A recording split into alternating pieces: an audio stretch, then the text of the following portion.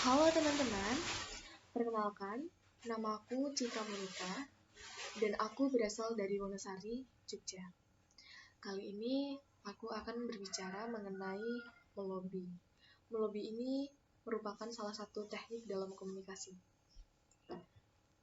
Jadi melobi ini merupakan perantara. Gambaran umumnya seperti ini. Salah satu upaya atau kegiatan yang dibuat untuk tujuan tertentu agar pihak lain tertarik bekerja sama dengan kita. Melobi ini ada 4 jenis. Yang pertama ada informatif, ya masuknya informatif di sini yang memberikan informasi, tujuannya untuk memberikan informasi. Dan yang kedua persuasif. Persuasif itu mempengaruhi dan menumbuhkan minat dari seseorang. Untuk yang ketiga instruksi. Instruksi ini maksudnya perintah. Misal pihak-pihak yang mempunyai jabatan memberikan instruksi kepada bawahannya untuk melakukan hal sesuai keinginan dari pejabat tersebut. Nah, yang terakhir itu manusiawi. Semisal kita membeli produk tertentu dan itu sama dengan kita juga ikut berkontribusi dalam suatu acara. Nah, itu manusiawi sifatnya. Dalam melobi kita juga memerlukan strategi. Itu ada menganalisis kondisi atau keadaan saat itu, lalu mempelajarinya, dan yang selanjutnya menentukan partner dan kompetitor bisnis. Ada juga untuk menentukan tujuan bisnis, dan masih banyak lagi teman-teman. Nah, contohnya itu ada di bandara. Semisal ada pengumuman untuk meninggalkan area tersebut untuk memasuki area yang lain. Itu merupakan contoh dari instruksi, melobi instruksi. Nah, lobby ini ada yang sekali langsung dapat, ada juga yang memerlukan berkali-kali lobby untuk memenangkan lobby tersebut. Maaf teman-teman ada noise. Nah, pelobi itu sebagai komunikator atau penyampai pesan. Dalam lobby ini untuk menentukan keberhasilan dalam melobi ada dua. Itu ada teknik yang digunakan dalam melobi dan juga pesan yang akan disampaikan. Karena akhir dalam perlobian ini adalah keyakinan. Oke. Jadi pastikan pesan atau informasi yang disampaikan itu jelas dan sesuai fakta. Pastikan kita menyajikan data-data agar bisa memenangkan lobby tersebut. Nah, lobby ini sebaiknya kita pelajari terlebih dahulu tentang temanya apa, jadi nanti kita tidak canggung. Sama kita jangan sekali-kali melakukan lobby jika kita tidak menguasai opini.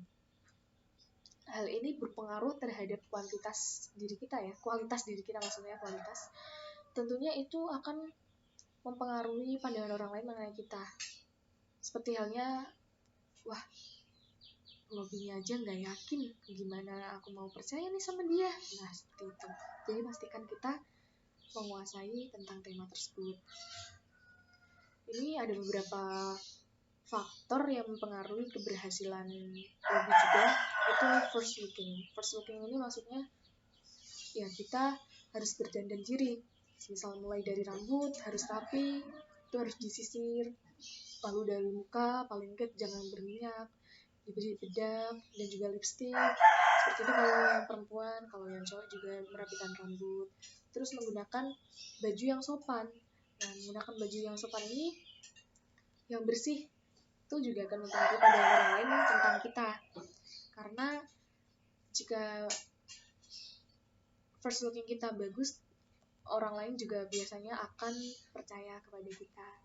Nah, yang kedua juga gaya bahasa. Maksudnya gaya bahasa ini gimana? Gaya bahasa ini adalah bahasa yang digunakan itu sesuai dengan target sasaran kita. Semisal target kita lansia, itu juga harus disesuaikan bahasanya yang bagaimana. Anak muda gimana, anak-anak SD bagaimana. Jadi nanti tidak ada kesalahpahaman ataupun bahasanya terlalu tinggi atau bagaimana. Jadi menggunakan bahasa yang sederhana dan bisa dimengerti untuk target kita. Nah, dan yang ketiga adalah kejelasan pesan. Pesan ini harus jelas. Misal pesan dari lobby itu harus jelas. Jadi nanti kita menyampaikan pesan itu jelas arahnya kemana nih. Tujuan kita apa nih.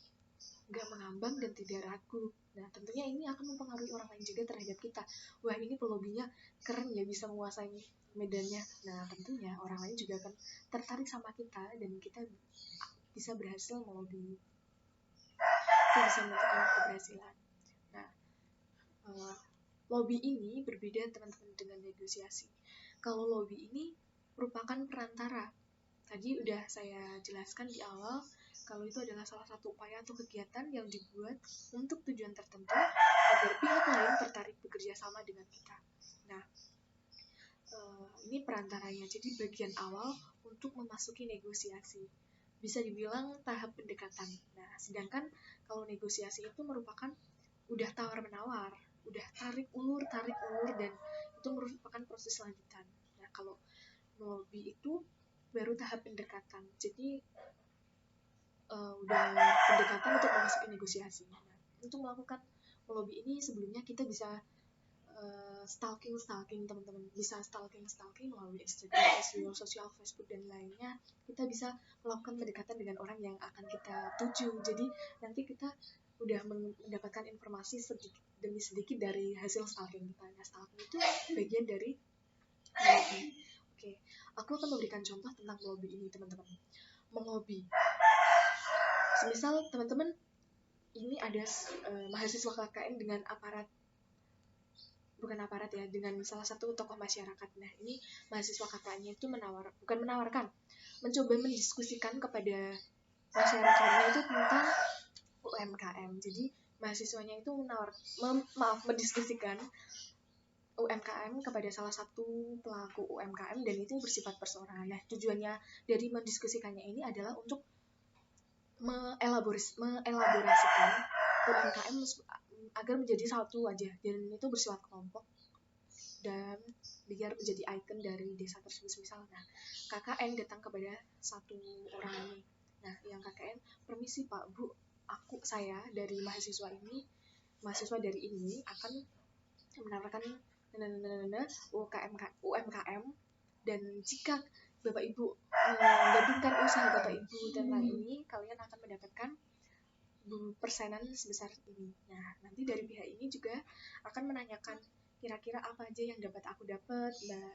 Kira-kira jaminan apa aja nih jika aku bergabung dengan kelompok yang lainnya, apa saya akan lebih makmur, apa saya akan lebih banyak untung, karena jika dipikir-pikir saya udah menjalankan bisnis ini lama, justru saya lebih banyak untung jika kegiatan UMKM ini saya lakukan dengan usaha sendiri. Nah, nanti yang pihak sini meyakinkan, iya Bu, jika Ibu menggabungkan atau mengelaborasikan UMKM Ibu dengan sentra makanan lainnya atau sentra industri lainnya, Ibu akan mendapatkan persenan dan tentunya akan mendapatkan suntikan dana dari kami Bu, dan saya pastikan ini justru akan lebih berkembang karena saya akan membantu mempromosikan melalui media sosial yang kami punya dari pihak kampus. Baik Ibu, apakah ada yang ditanyakan lagi?